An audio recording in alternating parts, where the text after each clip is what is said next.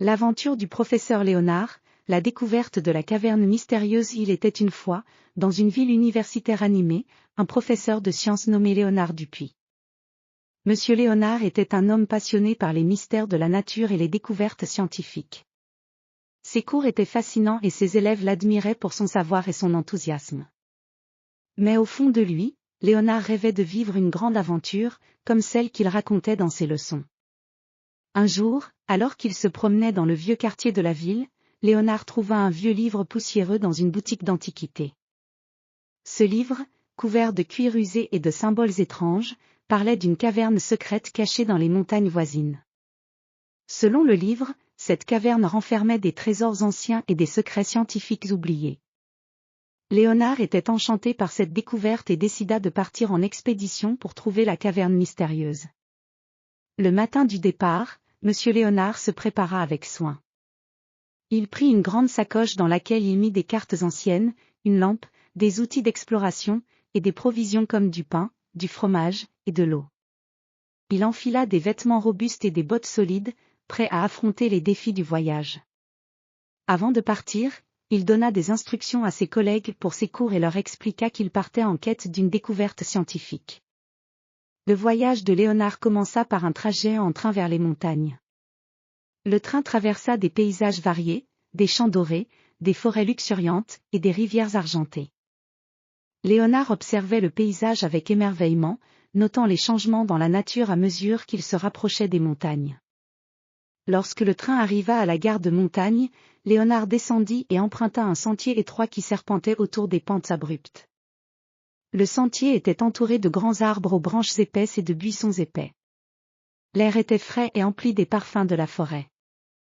Léonard marchait avec détermination, suivant les indications du vieux livre. Après plusieurs heures de marche, Léonard atteignit l'entrée d'une caverne cachée derrière des buissons épais et des rochers. L'entrée était sombre et mystérieuse, mais Léonard était prêt à explorer. Il alluma sa lampe et pénétra dans la caverne.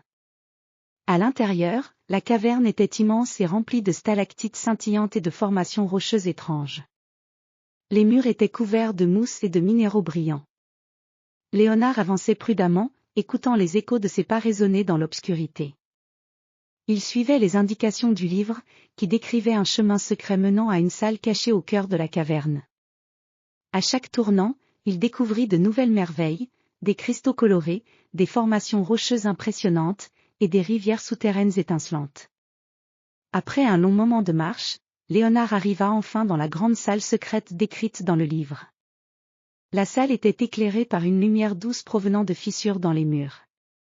Au centre de la salle se trouvait une grande table en pierre recouverte de manuscrits anciens et de vieux instruments scientifiques. Léonard s'approcha de la table avec émerveillement. Les manuscrits étaient écrits dans une langue ancienne que Léonard n'avait jamais vue.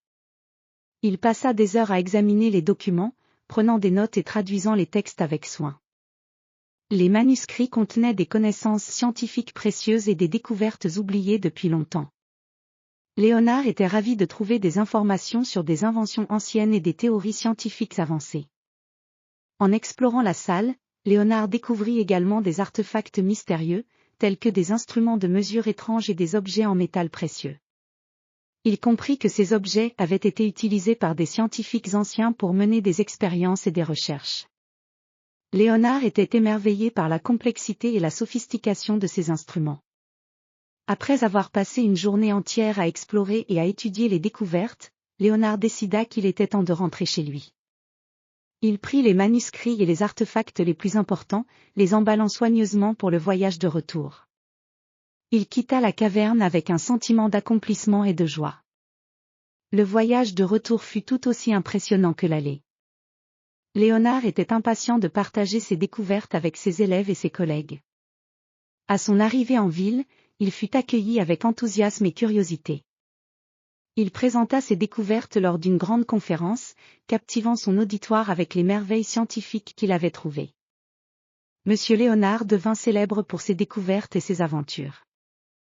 Ses élèves l'admiraient encore plus, et il continua à inspirer les jeunes esprits avec ses histoires et ses découvertes fascinantes. La légende de la caverne mystérieuse devint une partie intégrante de son enseignement, Et il passa le reste de sa vie à explorer les mystères du monde et à partager ses connaissances avec les générations futures. Et ainsi se termina l'aventure du professeur Léonard, un voyage extraordinaire au cœur de la montagne, rempli de découvertes et de mystères. Ses exploits restèrent gravés dans les mémoires, et son esprit d'aventure et de curiosité continua d'inspirer tous ceux qui croyaient en la magie des découvertes scientifiques.